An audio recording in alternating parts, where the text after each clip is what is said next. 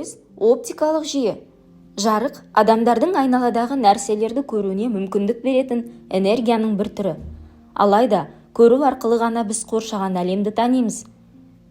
Көз өзінің құрылыс жағынан оптикалық жүйе ретінде фотоаппаратқа ұқсас. Бірақ көздің оптикалық жүйесі әлде қайда күрделі.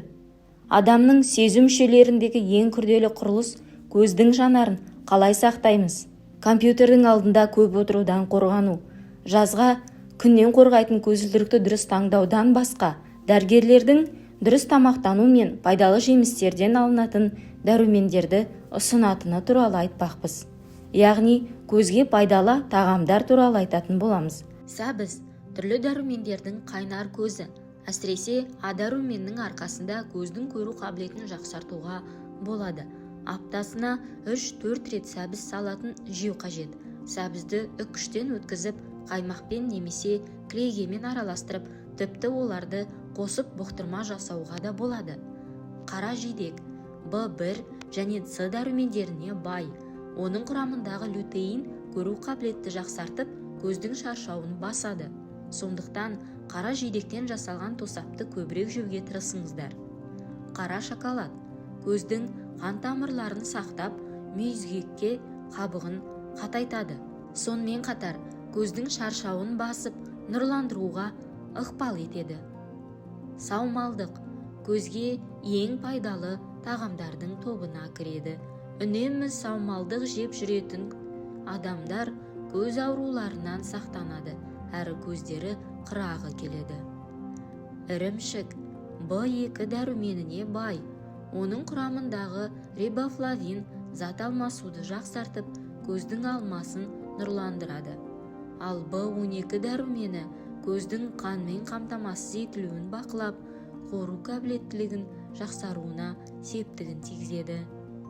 Асқабақ С, А, В1 және В2 дәруменіне бай, және құрамында лютеин мен зеаксантин бар. Оның бойындағы мырыш көз ауруларынан қорғап, жанарыңызды жасартатын қасиетке ие. Асқабақтан түрлі тағамдар әзірлеуге болады. Оны қалай қолдансаңыз да өз құнарлығы мен пайдалы заттарын жоғалтпайды. Жемістер көзге ғана емес, бүкіл ағзаға пайдалы. Күніне кем дегенде 2-3 түрлі жеміс жеуді әдетке айналдырыңыз. Соның ішінде ерекше киви, жүзім, апельсин, шабдалы ерекше атап өтуге болады.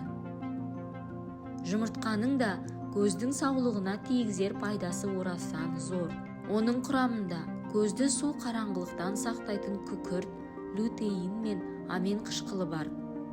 Тауық жұмыртқасына қарағанда бөдене жұмыртқасының құрамында бағалы заттар көбірек.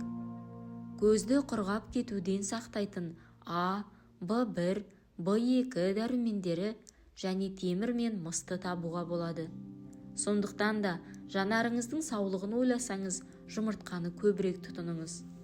Брокколи, лютеин, каротин және зеаксантин деген заттегінің арқасында көздің түрлі аурулардан қорғап, жанарын нұрландыра түседі. Балық пен балық майы. Омега-3 майлы қышқылының қайнар көзі. Бұл қышқыл көзге өте пайдалы болып келеді. Көру қабілетін жақсартып, жанарыңызды мөлдір етеді. Әсіресе майшабақ, скумбрия, арқан балықтарын үзбей жеп тұруды әдетке айналдырыңыз.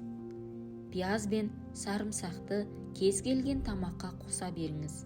Оның пайдалы құрамының арқасында көздің көру қабілеті жақсарып, алысты да, жақынды да жақсы көретін болады. Құрметті көрермен, көзге арналған дәрумендер жайында айтпас бұрын арнаға тіркеліп, қолдау білдірулеріңізді сұраймын. Егер бейнероликтерімізді көрген әрбір мұсылман тіркеліп өткенде, ендігі 5000 оқырманға жетер едік. Осы мақсатымды орындауға көмектесерсіз деген үмітпен сұраймын. Көзге арналған дәрумендер қандай? А дәрумені, яғни ретинол. Ол бойды өсіріп, жаңа жасуша түзілуіне септігін тигізеді. Иммунитетті жақсартады. Бұл дәрумен адамның көру қабілеті үшін өте қажет. Сондай-ақ ол көру қызметінде жақсартады. Егер ағзаға А дәрумені жетіспесе, адам түстерді ажырата алмай қалады. Түнде көруі нашарлап, көз құрғайды. Конъюнктивит ауруы пайда болуы мүмкін. А дәрумені мына өнімдерде болады: ит мұрын, ас көк, майлы балық, қызыл сәбіз, шетен, асқабақ. С дәрумені. Бұл дәрумен ағзада бірнеше функция атқарады: көміртек алмасуы, коллаген синтезі, тотығу, тотықсыздану реакциясына қатысып, қан ұюын қалпына келтіреді. С дәрумені катаракта ауруын алдын алады. Сондай-ақ көз ішы қысымын реттейді. Дәрумен жидектерде, цитрустерде, жасыл алмада, қырыққабатта, болгар бұрышында болады. Е дәрумені. Бұл дәрумен катарактаның алдын алады. Сонымен қатар, ағза диабетке шалдыққан кезде адамның көру мүшесіне қолдау көрсетеді. Е дәрумені қан ұюын реттеуге, ақуыз алмасуына, қан айналымына қатысады. Бұл дәрумен өсімдік өнімдерінде кездеседі. Күнбағыс, бүрген, зәйтүн, зығыр, жүгері және тағы басқа майларда болады. Дегенмен, аз мөлшерде етте, бүйректе, сүт пен жұмыртқада да болады. В дәрумендер тобы. Бұл дәрумендер энергия өндіруге қатысып, тыныс алуды реттейді.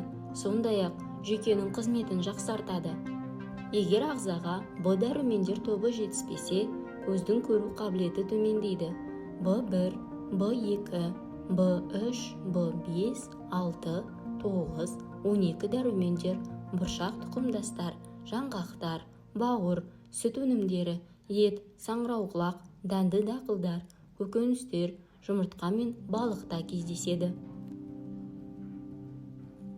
Құрметті көрермен, бейнероликті соңына дейін көргеніңіз үшін алғыс білдіреміз. Аллах әрбір ісіңізді оңынан қылсын. Егер өзіңіз қандай да бір көзге пайдалы ақпараттарды білетін болсаңыз, тағамдар жайында білетін болсаңыз, пікірге жаза өтіңіз.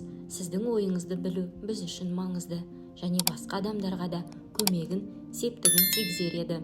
Рахмет.